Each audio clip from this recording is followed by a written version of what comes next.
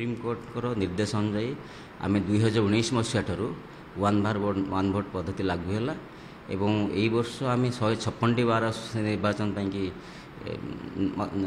व्यवस्था होती समुदाय भोटर संख्या है 37,253 जन मतव्यस्त कर सब्यस्त करेंगे से आमर रूल अनुजाई आम गोटे आईन खसड़ा प्रस्तुत करूँ गोटे स्टाच्यूटेड अटोनमस बॉडी हिसाब से आम दायित्व है आम सबू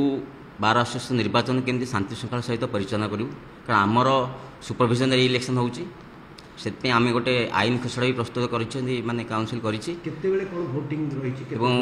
भोटिंग से नहीं से प्रथम कथा है आमर निर्देश अनुजाई आम रूल अनुजाई आम से बार आसन गुड़ी कहूँ से जड़े इलेक्शन अफिसर अपॉइंटमेंट करेंगे जनरल बॉडी डाकिकी से समस्ते जड़े जड़े इलेक्शन अफिसर को नियुक्ति देती आम निर्देश मुताबक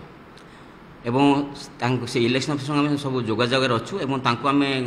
पत्र संख्यार जन देचु पत्र मध्यम जे केबे नॉमिनेशन हम केबे काउंटिंग हम केबे भोटिंग हम से हिसाब आपंकर आमर भोटिंग हूँ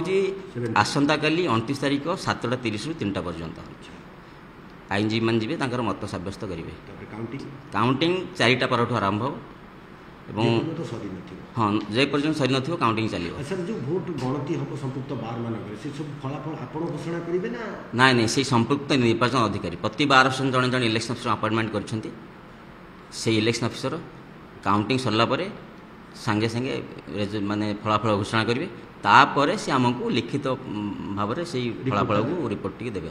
सर जब कौन गोटे बद रहा जमी इलेक्शन साधारणतः बद होता है भोट को लेकिन कि प्रार्थीत्व को लेकिन विभिन्न बद देखा दे पारे से बद को रिड्रेसल कौन विकल्प वी हैव गॉट